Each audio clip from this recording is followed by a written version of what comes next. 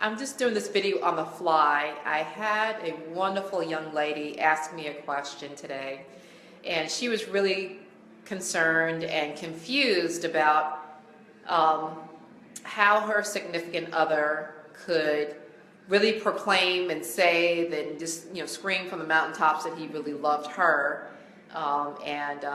they were married at one point, and how he could do that and be with somebody else and say that they love somebody else. So in other words, she was really asking, how can the person that she really loves and really made a commitment to her, how he can reconcile in his own mind, saying that he really wants to be with her and then had committed and married her and then was with another woman. And I have to say, I have made this mistake in my own marriage, in that my definition of love was not the same as his definition of love. And so I didn't do a good job of making sure that we were talking about the same thing, because we weren't. We were not talking about the same thing. His definition of love was very, very different from mine. As a matter of fact, I don't even recognize it as anything close to love for me. I mean, sure, he said, he had tender feelings for me and what, but as far as day-to-day kind of walking it out, what his beliefs were that love really was, it wasn't anything similar to what I thought it was. My view is, if anybody knows me, I'm very traditional. I am a believer, and my beliefs, my definition of love is really extracted directly from the Bible. And he had other ideas about what love was, in the sense that he could, carry on another relationship with somebody else, a romantic relationship, or even kind of lust after and do things that kind of furthered that connection with somebody else. And that was okay. That was totally within his definition of love, but it wasn't my definition of love. It wasn't anything close. And so I didn't do a good job of making sure that we were talking about the same thing. And, that's really an important question that you really have to flesh out and really split it open and start digging to make sure that you guys are on the same wavelength. Because just because you're using the same word, the same term, doesn't mean that it means the same thing to both of you. And so that's how I believe that someone who can say that they love you, someone who marries you, and then has a relationship with somebody else, your definition of love and his definition of love are totally different.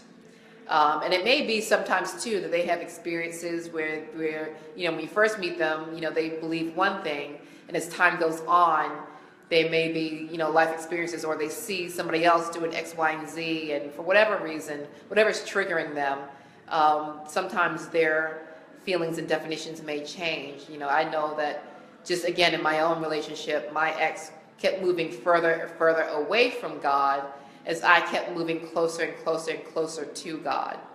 And so, those things happen sometimes, and they can be surprising, especially since my ex was a preacher's kid.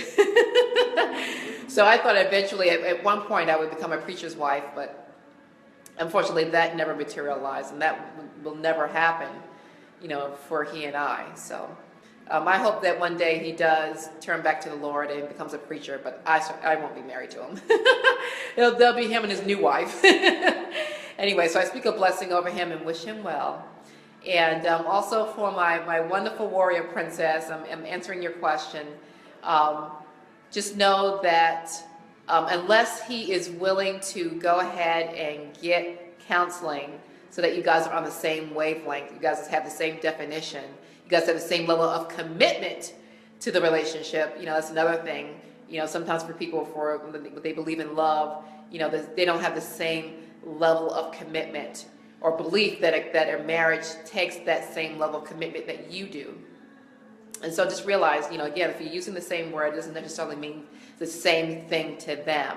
You really have to flesh it out and get to a deeper understanding and ask those hard questions, ask those uncomfortable questions, ask those things that, really gets up in his butt. And I don't know how else to put it. Really gets up in his butt and really just examine, his heart, his feelings, and really get to the heart of it, and not just at one time either. That's something that you may want to keep revisiting a few times before you really are settled in your heart that you have a clear understanding of how he feels and how he views love and relationships and women and marriage and fatherhood and commitment and all those things.